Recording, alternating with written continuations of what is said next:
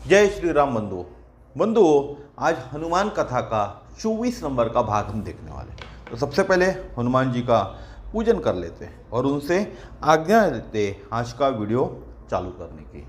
आज का वीडियो ना बहुत सुंदर है, लेकिन समस्या यह है कि आप लोग पूरा वीडियो देखते नहीं हैं। जब तक देखोगे नहीं तब तक कथा के अंदर में इंटरेस्ट कैसा आएगा ना।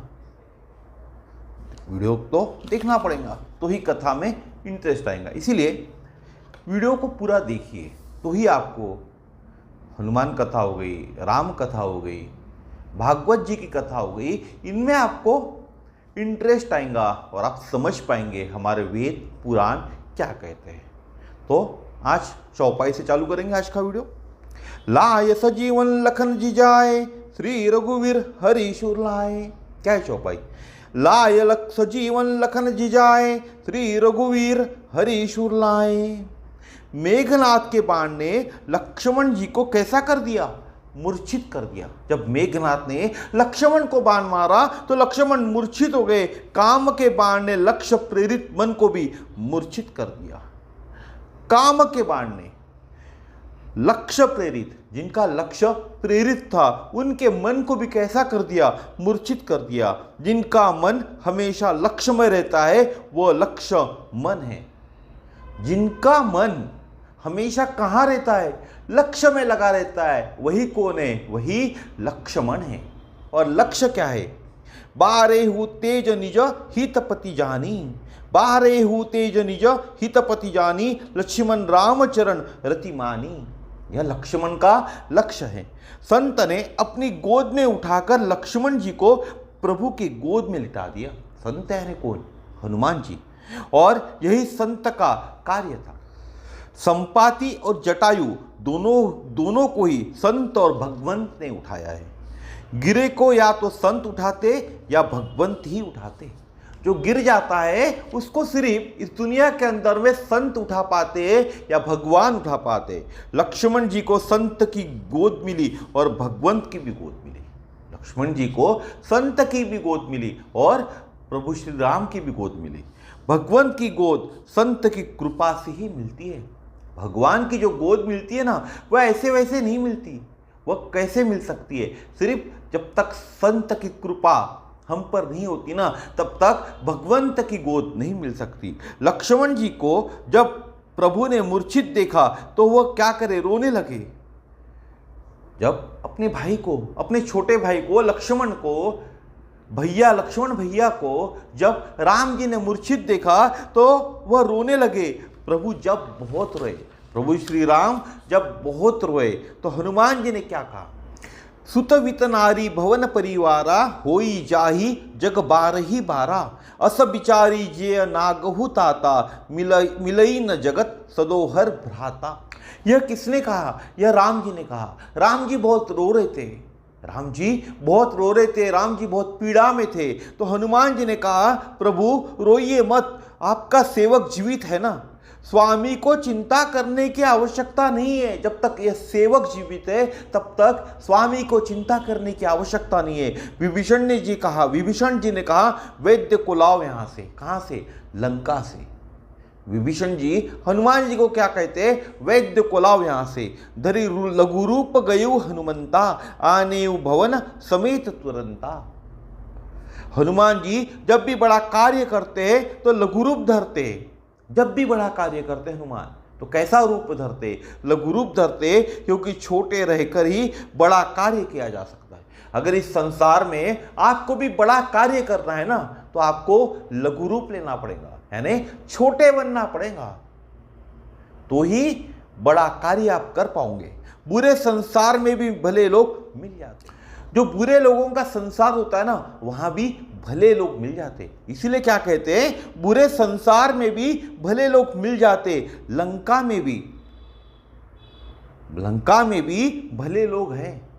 एक कौन थे? एक तो विभीषण जी थे, नाम है सुषेण। दूसरा कौन है? नाम है सुषेण। सुख के पास जाओगे तो सुखी बनोगे। पूरे घर सहित वैद्य को उठा लाए। हनुमान जी पूरे घर सहित ही वैद्य को उठा लाए। क्यों? संत का स्वभाव है एक नहीं पूरे परिवार को भगवान के साथ जोड़ना है। वैद्य ने कहा कि संजीवनी चाहिए, कहाँ मिलेंगी? बोले धौलागिरी पर्वत पर। और संजीवनी क्या है? और संजीवनी क्या है? जब विभीषण ने हनुमान जी को कहा वैद्य को लेके आओ, वैद्य कहाँ मिलेगा? हनुमान जी ने पूछा तो विभीषण कहते लंका में मिलेगा, सुषेण उनका नाम है। क्या नाम है? सुषेण उनका नाम है। और जब हनुमान जी लघु रूप लेकर कहाँ गए? लंका गए, और सुषेण को पूरे परिवार सहित उनका जो घर था सुषेण का, वह पूरा का पूरा उठाकर राम जी के पास लेकर आए। क्यों लाए? क्योंकि संत का स्वभाव है पूरे परिवार को भगवान के साथ जोड़ना है, किसी एक को नहीं जोड़ता। संत क्या करता है? किसी एक को भगवान के साथ नहीं जोड़ता, पूरे परिवार को भगवान के साथ जोड़ता है। यह संत का काम है। इसके बाद वैद्य जी ने कहा, सुषेण जी ने कहा संजीवनी चाहिए, लक्ष्मण की मूर्छा तोड़ना है, लक्ष्मण को जीवित करना है, तो क्या चाहिए? संजीवनी चाहिए। हनुमान जी बोले कहाँ मिलेंगी? तो वैद्य बोले धौलागिरी पर्वत पर। कहाँ मिलेंगी? धौलागिरी पर्वत पर। उसके बाद हनुमान जी पूछते संजीवनी क्या है?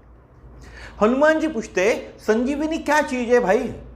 मुझे बताओ तो सही, संजीवनी क्या चीज है? तू ही तो मैं ढूंढ पाऊंगा, तू ही तो मैं ला पाऊंगा धौलागिरी पर्वत से। इसके ऊपर में इस जीवन के अंदर में, मनुष्य जीवन के अंदर में संजीवनी क्या है, संजीवनी कहां मिलेंगी ना, यह हम पहले देखते। रघुपति भगति सजीवन मूरी, अनुपान श्रद्धा मति पूरी, ग्राम कथा कलि कामद गाई, सूजन संजीवना मुरी सुहाई। भगवान की कथा ही संजीवनी है। हम जो कथा सुन रहे हैं, या आप जो राम कथा सुनते होंगे, या भागवत कथा सुनते होंगे कहीं जाकर, तो वह क्या है? वह संजीवनी है। संजीवनी ढूंढने को आपको कोई पर्वत पर जाने की जरूरत नहीं है, किसी धौलागिरी पर्वत पर आपको जाने की जरूरत नहीं है। संजीवनी तो आपके पास आई हुई है। और किसके रूप में आई हुई है? कथा के रूप में, भगवान की कथा के रूप में। कोई कॉमिक्स की कथा पढ़ के, या मनोरमा जो कहानियाँ जो आती है, वह कथा पढ़कर आपको संजीवनी नहीं मिलेंगी। कथा, भगवान की कथा के रूप में संजीवनी मिलती है। और मिलती कहाँ है ये संजीवनी? बोले पर्वत पर। पर्वत क्या है? बोले पर्वत पर। तो पर्वत क्या है? पावन पर्वत वेद पुराना, राम कथा रुचिरा कर नाना, मर्मी सज्जन सुमति कुदारी, ज्ञान विराग नयन उर्गारी, भाव सहित खोजे जो प्राणी, भापाव भगति मनी सब सुख खानी। अब आपको, आपके मन में सवाल होगा, बहुत से लोगों के मन में सवाल होगा ये कि संजीवनी कहाँ है? तो भगवान की कथा संजीवनी है, मैंने आपको बताया। लेकिन कुछ लोगों का सवाल होगा कि संजीवनी मिलती कहाँ है? संजीवनी मिलती कहाँ है और किस पर्वत पर है? इस जीवन के अंदर में, इस कलयुग में आपको संजीवनी चाहिए, तो संजीवनी कहाँ है, कहाँ मिलती है, किस पर्वत पर संजीवनी मिलती है? तो श्री राम भक्ति की संजीवनी कहाँ मिलती है? सवाल उठता है, श्री राम भक्ति की संजीवनी कहाँ मिलती है? पर्वतों पर।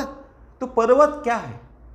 शास्त्र में वेद और पुराण ये ही पावन पर्वत है। फिर से बताता हूं, श्री राम भक्ति की संजीवनी कहां मिलती है? इस दुनिया के अंदर में श्री राम भक्ति की संजीवनी कहां मिलती है? किसी पर्वत पर? किसी पर्वत पर मिलती है क्या? अगर मिलती है तो पर्वत क्या है? हमारे शास्त्र के अंदर में, हमारे जो शास्त्र है उसमें वेद और पुराण ये ही पावन पर्वत है। 4 वेद है, 18 पुराण है, और ये मिलाकर कैसे पर्वत होते? 22 पर्वत होते। कितने वेद है? 4 वेद। और पुराण कितने? 18 पुराण। 18 और 4 मिला दो तो कितने होते? 22 होते। और यही पर्वत है। भारत देश के अंदर में इनकी पूजा होती है, इन पुराणों की पूजा होती है, इन वेदों की पूजा होती है, जिनके चरणों में बैठकर संत लोग तप करते और आराधना करते। जो भारत में संत परिवार हो चुका है, जो संत लोग हो चुके हैं, इन चारों वेदों के अंदर में, इन 18 पुराणों के अंदर में बैठकर तप करते और आराधना भी करते। और इसी के ऊपर में एक बहुत अच्छे या संत बोलूं मैं आपको, या खुद प्रभु श्री राम हुए, या खुद श्री कृष्ण का अवतार ज्ञानेश्वर महाराज। कौन? ज्ञानेश्वर महाराज, जिन्होंने गीता को सरल भाषा में लोगों को समझे करके ज्ञानेश्वरी की रचना की। इसकी ज्ञानेश्वरी की। तो क्या कहते, ये जो मैंने आपको बताया ना कि 4 वेद 18 पुराण, ये ऐसे 22 पर्वत है इस देश के अंदर में। आपको किसी और पर्वत पर जाने की जरूरत नहीं है। इन्हीं को पढ़ लो ना आप, तो आपको संजीवनी मिल जाएगी। इन्हीं को पढ़ लो तो संजीवनी मिल जाएंगी। तो इसी पर ज्ञानेश्वर महाराज क्या कहते हैं? अष्टादश पुराणे तीची मणिभूषणे पद्ध पद्धती खेवणे प्रमेय रत्नांची। ज्ञानेश्वरी मराठी भाषा में लिखी है। क्या कहते? अष्टादश पुराणे तीची मणिभूषणे पय पद्धति खेवणे प्रमेय रत्नांची। इसका अर्थ हिंदी में बताऊंगा आपको मैं। 18 जो पुराण है वही गणपति के रत्न जटित अलंकार बोलो या आभूषण है। क्या कहते ज्ञानेश्वर महाराज? 18 जो पुराण है हमारे भारत देश के अंदर में, हमारे भारत में जिनकी हम पूजा करते हैं, वही गणपति के रत्न जटित या अलंकार बोल लो या आभूषण है। किसके? भगवान गणेश के आभूषण हैं, जो हमारे 18 पुराण हैं। पुराणों के प्रतिपादित सिद्धांत रत्न है। प्रतिपादित जो सिद्धांत है वो क्या है? रत्न है। और लयबद्ध शब्द उसके स्थान है। उन रत्नों के स्थान कौन है? जो लयबद्ध शब्द है। अब सवाल ये उठता है, आज आप मार्केट में गए, चारों वेद खरीद के लाए, 18 पुराण खरीद के लाए और आपने पढ़ना चालू किया, तो आप कैसे हो जाओगे? आप बोर हो जाओगे। आप एक दिन पढ़ोगे, आधा घंटा पढ़ोगे, 1 घंटा पढ़ोगे और बोलोगे क्या रखा है इन पुराणों में, क्योंकि आपको कुछ समझ में ही नहीं आएगा।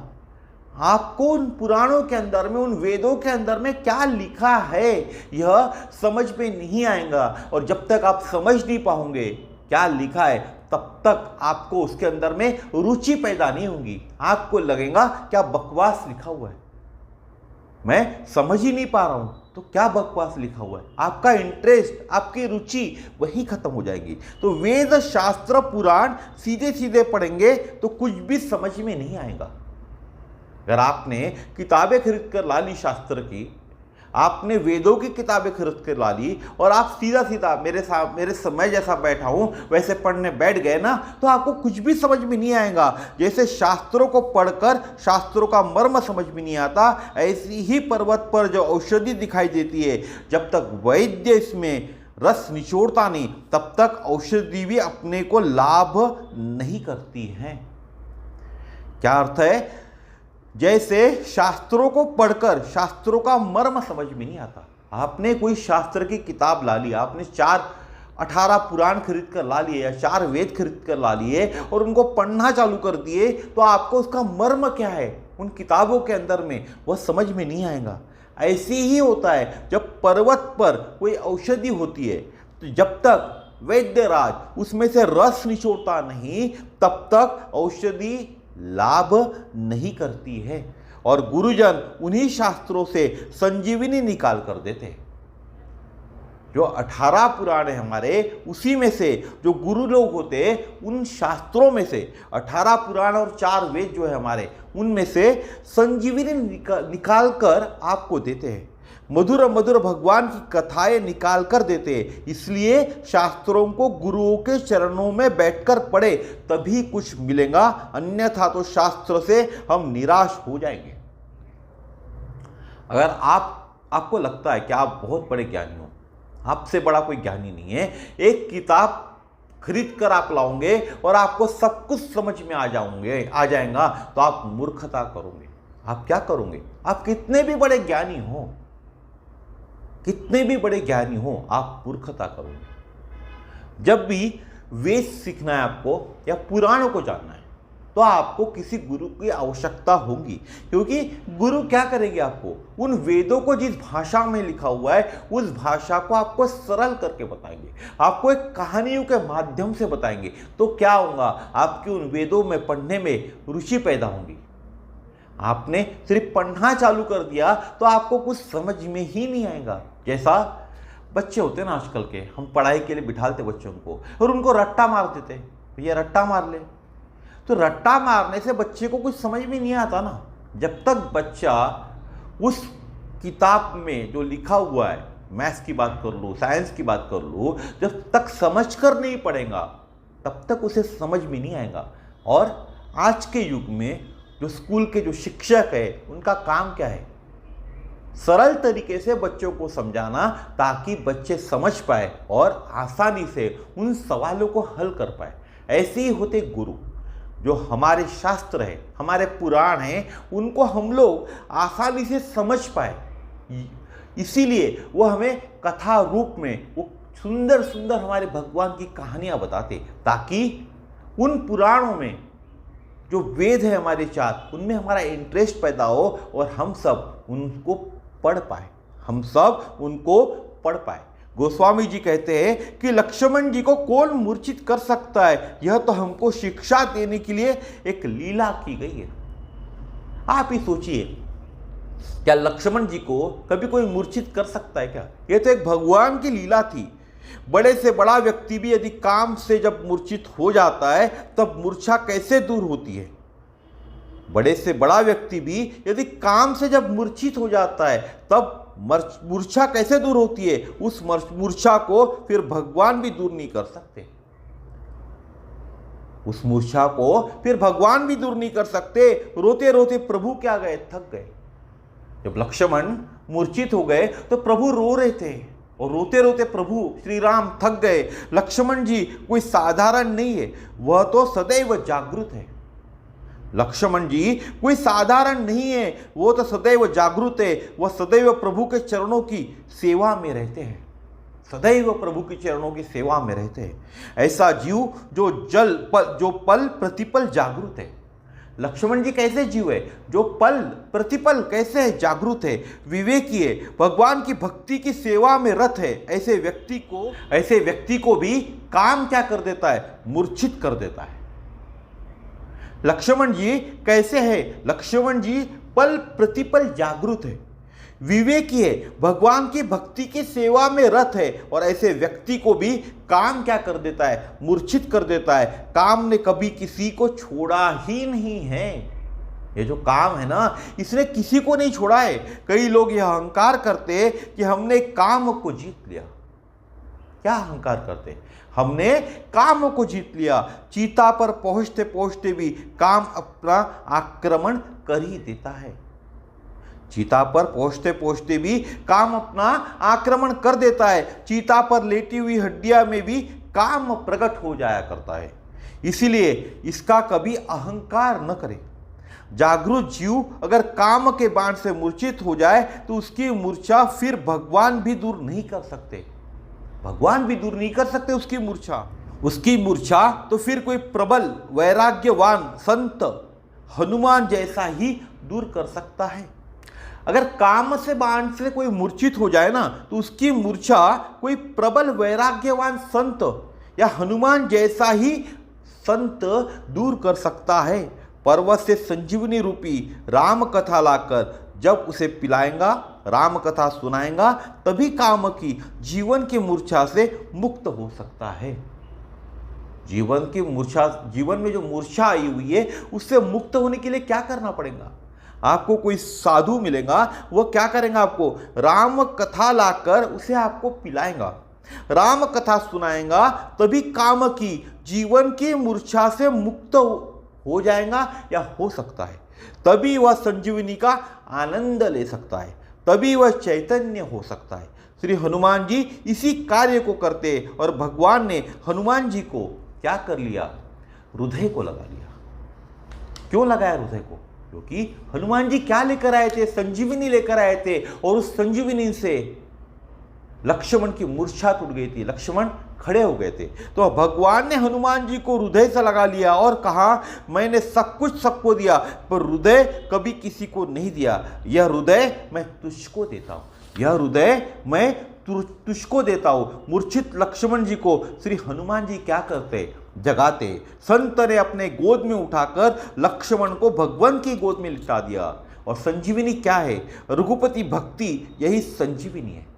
श्री भरत जी को भी जब कौशल्या माँ ने कहा था कि गुरुदेव की आज्ञा को पथ्य के रूप में स्वीकार करना, जो गुरुदेव की आज्ञा थी, भोग प्राप्त करना, राज्य प्राप्त करना। क्या आज्ञा थी गुरुदेव की? भोग प्राप्त करना और राज्य प्राप्त करना। और कौशल्या माँ ने क्या कहा था? गुरुदेव जो आज्ञा कर रहे हैं उसको पथ्य के रूप में स्वीकार करो भरत। कौन कह रहा है? कौशल्या माँ कह रही भरत से, भरत जो गुरुदेव आज्ञा कर रहे हैं उसे पथ्य के रूप में स्वीकार करो। और गुरुदेव ने क्या आज्ञा दी थी? भोग प्राप्त करना और राज्य प्राप्त करना। भरत जी ने कहा, माँ पथ्य तो तब लिया जाता है जब बुखार उतर जाता है, और यह तो औषधि नहीं हुई। मां ने पूछा, औषधि कहाँ है? तो बोले, चित्रकूट एक औषधि है और भोग की मूर्छा की औषधि तो पर्वत पर है। क्या सुंदर बात कही। संजीवनी बूटी द्रोणागिरी पर्वत पर ही मिलती है। शास्त्र में पर्वत कहाँ है? पावन पर्वत वेद पुराना, राम कथा रुचिरा कर नाना। मर्मी सज्जन सुमति कुदारी, ज्ञान विराग नयन उर्गारी। भाव सहित खोजे जो प्राणी, भाव पाव भगति बनी सब सुख खानी। तो राम कथा ही संजीवनी बूटी है जो शुद्ध धवल द्रोणागिरी पर्वत पर मिलती है।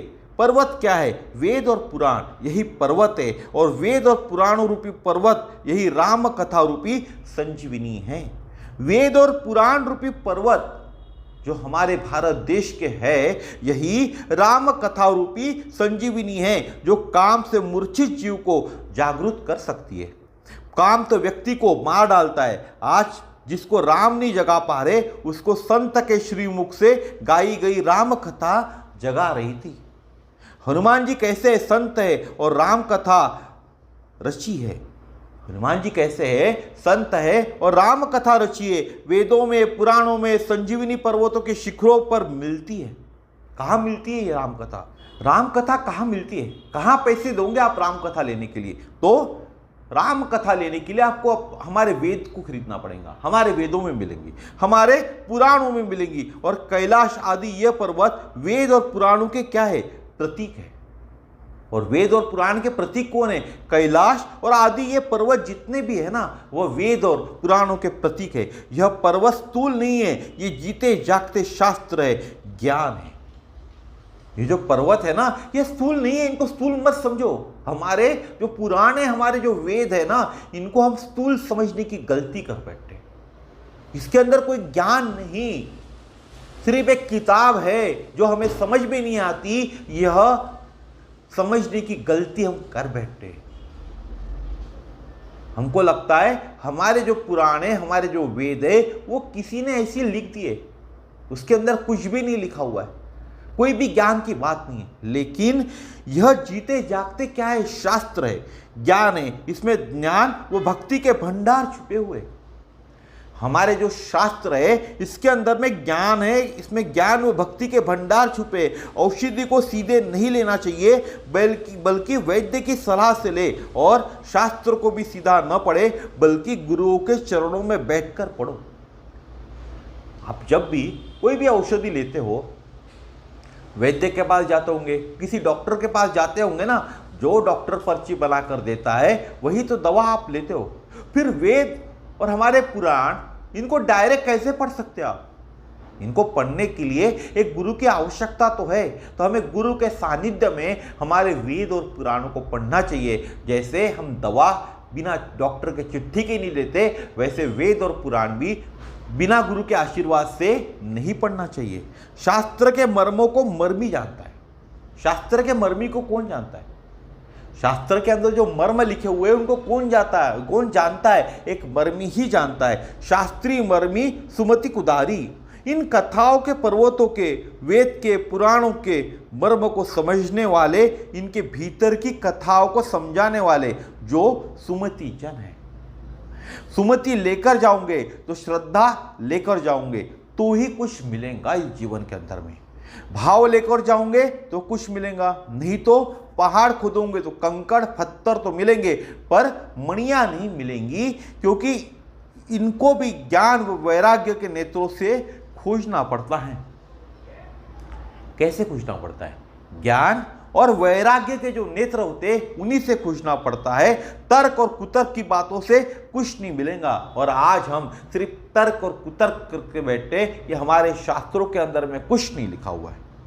कोई न कोई सद्गुरु वहां से यह कथा लाते, वेदों में, पुराणों में जो कथा भरी है उनमें से शास्त्रज्ञ, वेदज्ञ, आचार्य, सद्गुरु, संत उन मार्मिक कथाओं को निकालकर उनके मर्म को निचोड़कर आपको देते, जो आपकी मूर्छा को दूर करते हैं। कौन लाता है?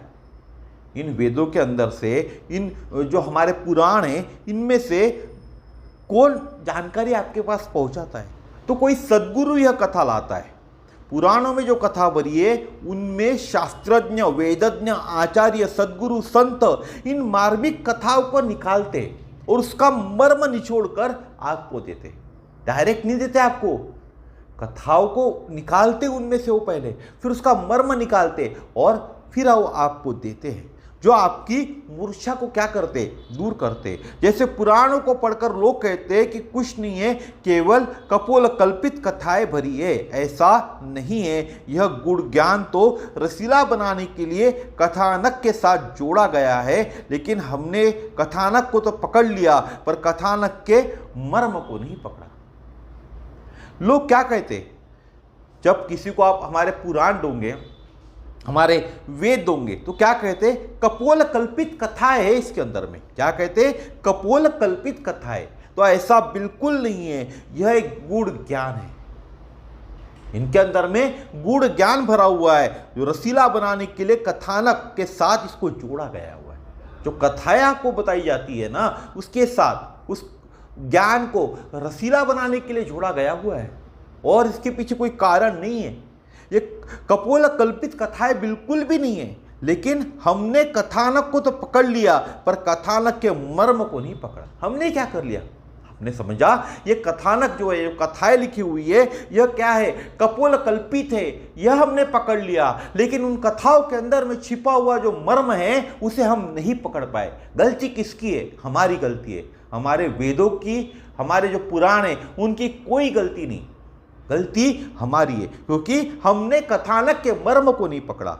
मर्म को कोई मर्मी ही जानता है, इसीलिए एक मर्मी की जरूरत होती है मर्म जानने के लिए।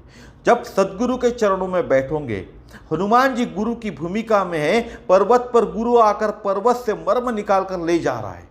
कथाओं, वेदों, पुराणों के जो असली मर्म है वही क्या है? वही तो संजीवनी कहलाती है, और वही तो संजीवनी है। अन्यथा तो भगवान को सिंधु कहा गया है, सागर में अथाह जल है, लेकिन आप एक बूंद पी सकते हो क्या? भगवान को क्या कहा गया है? भगवान को सिंधु कहा गया है।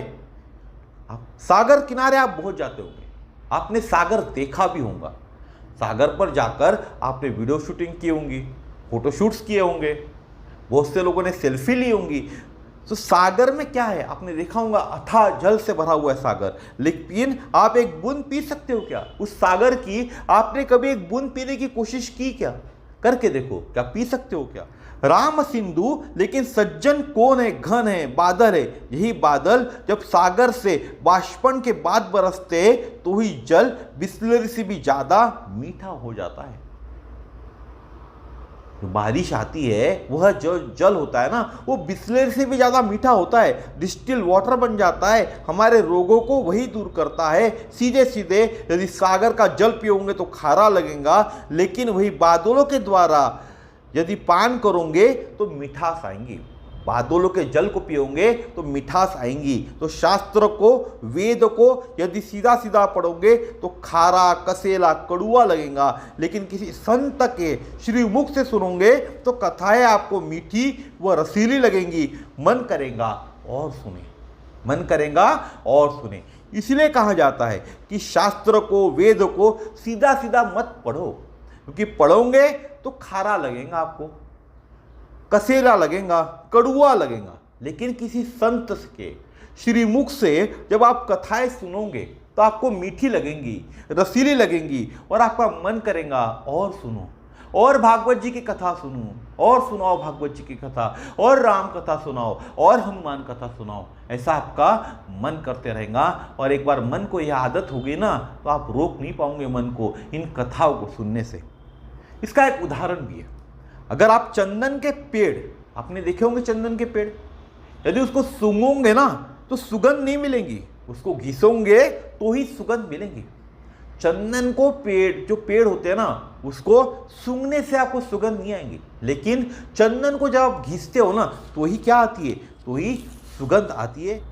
राम सिंधु घन सज्जन धीरा, चंदन तरुहरि संत समीरा, मोरे मन प्रभु अस विश्वासा, राम ते अधिक राम कर दासा। संत ही तो भगवान कथा की सुगंध को सारे विश्व में फैलाते हैं। इसीलिए गोस्वामी जी ने कहा था कि मेरे मन में तो भरोसा हो गया कि राम ते अधिक राम कर दासा, राम ते अधिक राम कर दासा। भगवान का नाम मात्र जीव को जगा सकता है। आज उसको स्वयं भगवान राम का रुदन नहीं जगा पा रहा है। भगवान राम रो रहे हैं और वो किसको, जीव को नहीं जगा पा रहे, यानी लक्ष्मण को नहीं जगा पा रहे। शायद राम इस जगत में अपने से ज्यादा अपने दास की महिमा स्थापित करना चाहते, अपने दास यानी हनुमान की महिमा। इसीलिए उन्होंने यह लीला की, इसलिए उन्होंने लक्ष्मण को मूर्छित होने की आज्ञा की, वरना लक्ष्मण जी को कौन मूर्छित कर सकता था?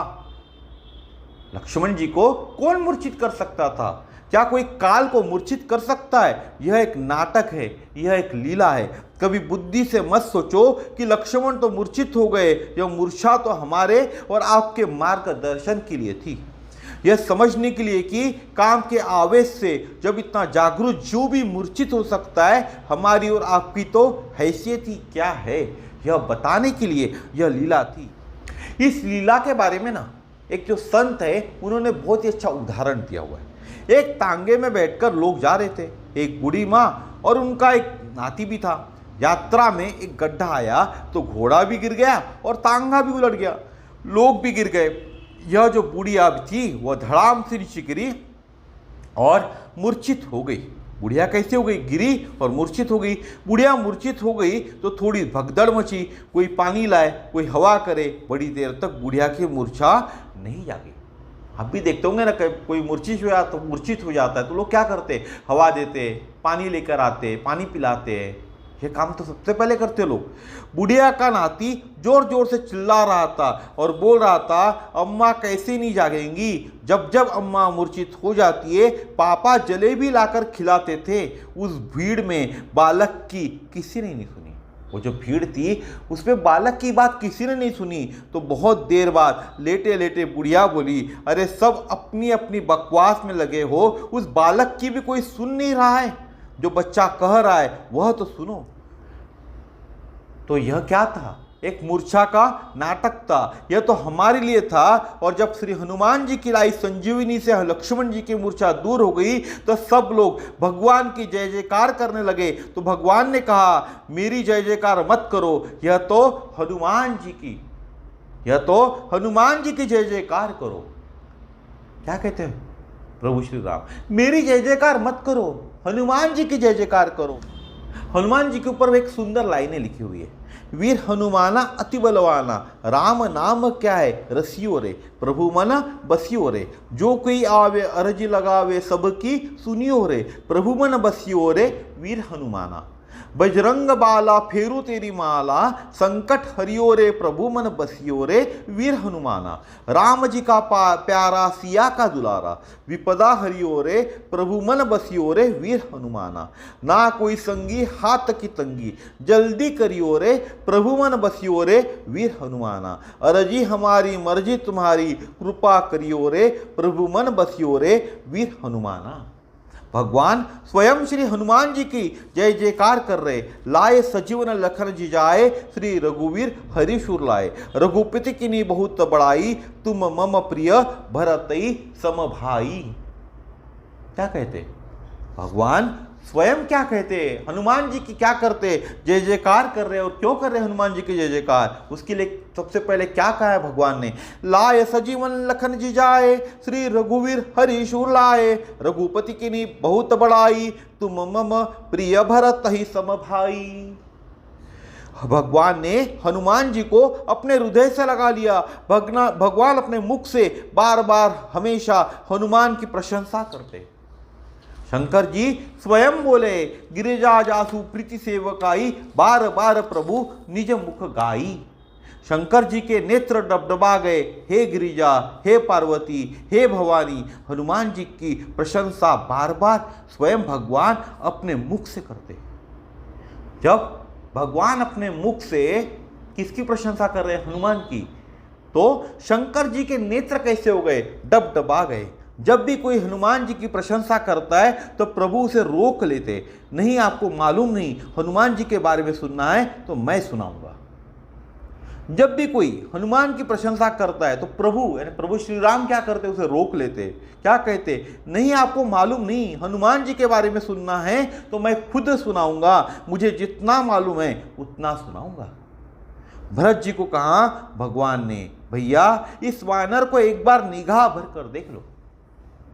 प्रभु श्री राम भरत को क्या कहते, भैया इस वानर को एक बार इन निगाहों से भरकर देख लो। रघुवंश की 71 पीढ़ियां भी हनुमान की सेवा में लग जाए तो रघुवंश कभी हनुमान जी के ऋण से ऊऋण नहीं हो पाएगा। अगर रघुवंश की 71 जो पीढ़ियां है वह भी हनुमान जी की सेवा में लग गई ना, तो भी रघुवंश कभी हनुमान जी के ऋण से ऊऋण नहीं हो पाएगा। भरत भाई कपि से ऊऋण हम नाही। क्या कहते भगवान, भरत भाई कपि से ऊऋण हम नाही। भरत रघुवंश में आज जो दीपावली उत्सव देख रहा है, यह मेरे हनुमान की कृपा से है। अगर मेरे हनुमान ने संजीवनी लाकर नहीं दी होती तो मेरा लखन जीवित नहीं होता, तो पूरा रघुवंश डूब गया होता। रघुवंश आज है तो हनुमान जी की कृपा से। और भगवान स्वयं क्या बोले, सुन सुत तो ही उरण में नाही, देखो ही करी विचार मन माही, प्रति उपकार करो का तोरा, सन्मुख होई न सकत मन मूरा। कौन कह रहे, भगवान स्वयं कह रहे। आप कर्जदार की कमजोरी और मजबूरी को जानते हैं। साहूकार के सामने कर्ज लेने वाला हमेशा कैसा रहता है, झुका हुआ रहता है। भगवान कहते, प्रभु श्री राम कहते, मुझे झुके रहने में भी कोई संकोच नहीं है। तेरे इतने बड़े उपकार मेरे ऊपर है कि चाहने के बाद भी मैं तेरे ऋण से ऊऋण नहीं हो सकता। हनुमान कौन कह रहे, भगवान स्वयं हनुमान से कह रहे। राम ने कहा कि हनुमान तू मुझे मेरे भरत भैया के समान प्रिय है। भरत जी के भाई समान हनुमान जी को कहा, इसके कई अर्थ हैं। जब राम ने भरत समान भाई कहा हनुमान को, तो इसके कई अर्थ होते। एक तो उपासना की दृष्टि से और एक सांसारिक दृष्टि से भी। दो अर्थ है, एक उपासना की दृष्टि से और सांसारिक दृष्टि से भी।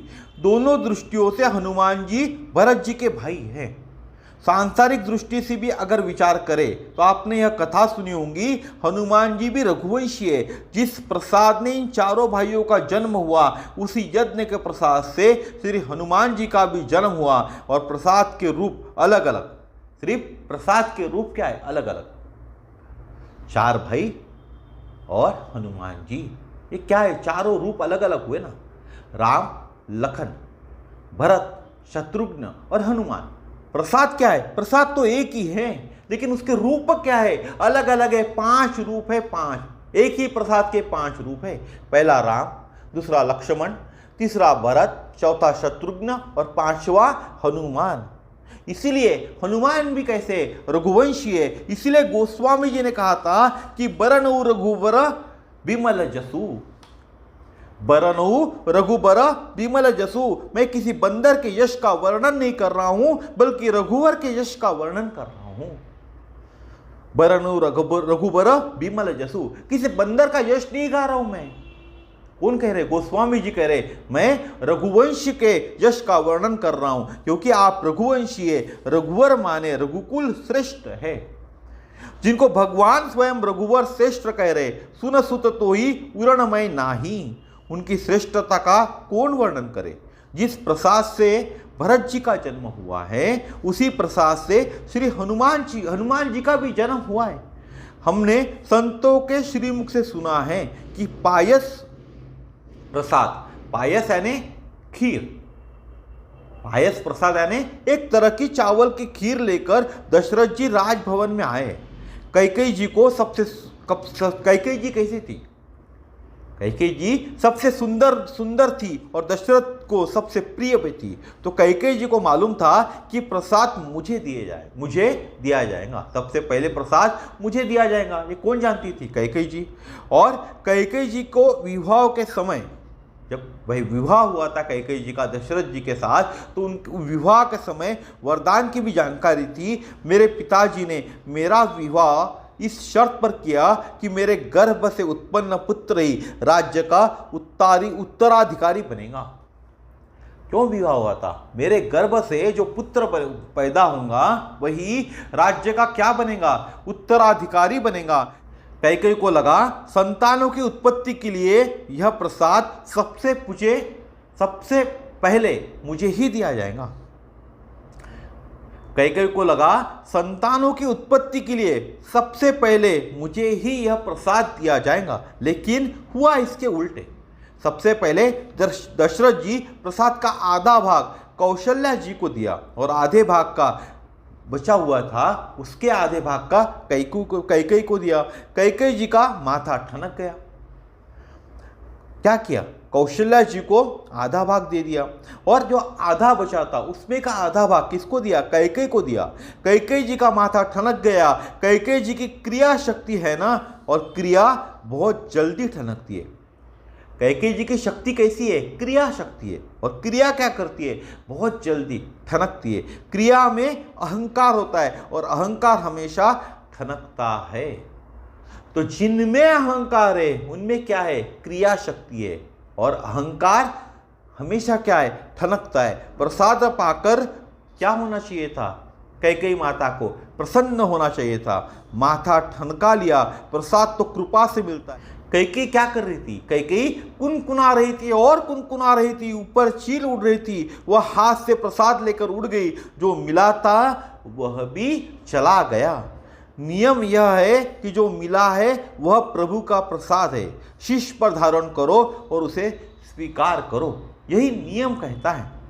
परमात्मा के दिए गए प्रसाद की भी नुक्ताचीनी करोगे तो जो दिया है वह भी चला जाएगा। परमात्मा ने आपको जो प्रसाद दिया है उसमें भी आप नुक्ताचीनी यानी दोष निकालना, नुक्ताचीनी का अर्थ होता है दोष निकालना, आलोचना करना, यह करोगे तो जो भगवान ने दिया है ना आपको वह भी क्या हो जाएगा? एक दिन चला जाएगा। अब तो हाहाकार मच गया। यहाँ से प्रसाद लेकर चील जब आकाश में उड़ रही थी तो अचानक पवन का तेज झोंका आया। क्योंकि पवन तो कृपा करने ही वाले थे और चिल के मुख से वह प्रसाद गिरा तो प्रसाद सीधे अंजना जी के गोद में जा गिरा। चिल के मुख से प्रसाद गिरा और कहाँ गिरा? अंजना जी के गोद में जा गिरा। देखो, कृपा के पहले कोई पात्रता की आवश्यकता नहीं है। कृपा पाने के लिए किसी भी पात्रता की आवश्यकता नहीं है। तो यह कथा क्या बताती है हमको? यह जो कथा है वह क्या बताती है कि कृपा पाने के लिए कोई भी पात्रता की आवश्यकता नहीं है। कृपा प्रतीक्षा से आती है। कृपा कैसे आती है? भगवान की कृपा आप पर कब आएंगी? आपको प्रतीक्षा करनी पड़ेगी। प्रतीक्षा से कृपा मिलेंगी। कृपा स्वयं में आती है। दया मांगनी पड़ती है। कृपा कैसी है? स्वयं आती है। लेकिन दया की भीख मांगनी पड़ती है। लेकिन कृपा की भीख नहीं मांगनी पड़ती, कृपा स्वयं आती है। कृपा प्रसाद के रूप में आती है। अंजना जी स्थिर बैठी थी, कैकेयी जी चंचल थी। आया प्रसाद चले गया। अंजना जी शांत स्थिर बैठी थी, कृपा का प्रसाद अपने आप गोदी में आ गया। आप भी क्या कीजिए? प्रतीक्षा करिए, धैर्य पूर्वक प्रतीक्षा करें। प्रभु की प्रतीक्षा का प्रसाद स्वयं आएगा। प्रभु की प्रतीक्षा का प्रसाद स्वयं आएगा। पंथ स्वयं आएगा। अहिल्या जी बैठी थी स्थिर चित्त, धैर्य पूर्वक। भगवान स्वयं अहिल्या जी के द्वार पर आ गए ना। कैसी बैठी थी अहिल्या जी? स्थिर चित्त से, धैर्यपूर्वक। इसीलिए भगवान स्वयं अहिल्या जी के द्वार पर आए ना। शबरी कैसी थी? धैर्यपूर्वक प्रतीक्षा में बैठी है भगवान के। शबरी धैर्यपूर्वक, भगवान आएंगे, एक दिन मेरे भगवान आएंगे, इसीलिए रोज साफ सफाई करती थी, फूलों से सजाती थी, मेरे भगवान एक दिन आएंगे। भगवान शबरी जी के द्वार पर आए ना, आपने देखा ना, आपने सुना ना। विदुर और विदुरानी धैर्यपूर्वक अपनी कुटिया में बैठे कीर्तन कर रहे, प्रतीक्षा कर रहे, भगवान स्वयं आकर द्वार खटखटाते हैं ना। कौन? विदुर और विदुरानी भजन कर रहे, कीर्तन कर रहे, प्रतीक्षा कर रहे, भगवान आएंगे, भगवान आएंगे, भगवान आएंगे, और भगवान स्वयं आकर द्वार खटखटाते हैं ना। प्रसाद प्रतीक्षा से मिलता है, प्रभु कृपा से मिलता है। आपको प्रसाद की लालसा है तो प्रसाद के लिए आपको क्या करना पड़ेगा? प्रभु प्रसाद की लालसा है तो प्रतीक्षा करनी पड़ेगी, प्रभु कृपा से मिलता है। और उसी प्रसाद का सेवन अंजनी माँ ने किया है। तो जिस प्रसाद से भरत जी का जन्म हुआ, उसी प्रसाद से श्री हनुमान जी का भी जन्म हुआ। इसलिए भगवान ने कहा कि तुम मम प्रिय भरत ही सम भाई। इसीलिए भगवान श्री राम ने कहा तुम भरत समानी मेरे भाई हो, क्योंकि जिस प्रसाद से राम, भरत, शत्रुघ्न, लक्ष्मण इनका जन्म हुआ, उसी प्रसाद से हनुमान जी का भी जन्म हुआ है। कई बार कथाओं में हमने एक प्रश्न और करते कि भगवान जब लक्ष्मण जी की मूर्छा के समय रो रहे थे तो रोते रोते प्रभु बोल रहे थे कि मिलई न जगत सहोदर भ्राता। जब भगवान लक्ष्मण मूर्छित हो रहे थे, मूर्छित हो गए थे, तब क्या कर रहे थे? रुदन कर रहे थे, रो रहे थे। रोते रोते भगवान क्या बोल रहे थे? मिलई न जगत सहोदर भ्राता। देखो, मरण के रुदन में पुरानी पुरानी घटनाएं मनुष्य याद करके रोता है। जब मरण के रुदन में किसी का मरण हो चुका है, आपके घर में भी ये घटना होती होंगी, किसी का मरण हो चुका है, आप रुदन कर रहे, आप रो रहे, तो जो व्यक्ति गया हुआ है उसकी पुरानी पुरानी घटनाएं आपको याद आती होंगी और उनको याद करके आप रोते हैं।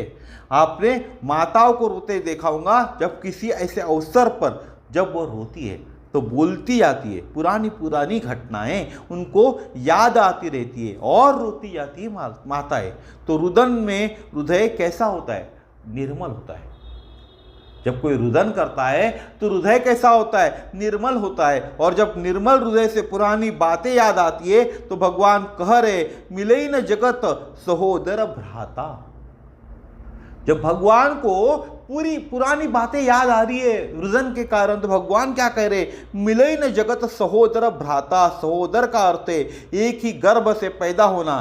तो कई बार यहां प्रश्न किया कि लक्ष्मण जी सहोदरी नहीं थे,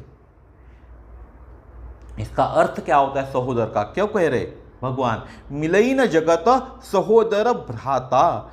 सहोदर का अर्थ होता है एक ही गर्भ से पैदा होना। लेकिन सवाल यहां उठता है, प्रश्न यहां उठता है कि लक्ष्मण जी तो सहोदर नहीं थे, दोनों अलग अलग माताओं के गर्भ से पैदा हुए थे ना। इसके आगे का भाग हम कल देखेंगे, इसके आगे का भाग हम कल देखेंगे। सबसे पहले हनुमान जी की आरती कर लेते, फिर आज के वीडियो का समापन करेंगे, क्योंकि आरती करना हमारा एक नित्य नियम है। आरती मंगलकारी की, पवन सुत बलधारी की, गले में तुलसी की माला, बजाए मृदंग करताला, हृदय में दशरथ के लाला, भाले पे तिलक, अनोखी झलक, कथा की ललक, मधुर छवि जन हितकारी की, पवन सुत बलधारी की। आरती मंगलकारी की, पवन सुत बलधारी की, दुर्गम के दुर्लभ जितने काज, कृपा से देते सवई नवाज, नाम से भागत भूत पिशाच, राम के दूत अंजनी के पूत, बड़े मजबूत कठिन कलिकल मलहारी की, पवन सुत बलधारी की। आरती मंगलकारी की, पवन सुत बलधारी की, साधु संतन के रखवारे, सभी भक्तन के अति प्यारे, विराजत राघव के द्वारे, श्री मंगल करण सकल भय हरण, मुदित मन करण, राम के आज्ञाकारी की, पवन सुत बलधारी की। आरती मंगलकारी की, पवन सुत बलधारी की। आरती सब जन मिल गावे, कृपा तब हनुमत की पावे, मनोरथ पूर्ण हो जावे, दयानिधि नाम धाम सकल गुण धाम ज्ञान की खान अष्ट सिद्धि नवधिकारी की पवन सुत की बलहारी की आरती मंगलकारी की पवन सुत की बलहारी की। बोलिए श्री हनुमान जी महाराज की जय। श्री गुरुदेव भगवान की जय। हरे राम राम राम हरे हरे, हरे कृष्ण कृष्ण कृष्ण हरे हरे, हरे राम राम राम हरे हरे, हरे कृष्ण कृष्ण कृष्ण हरे हरे।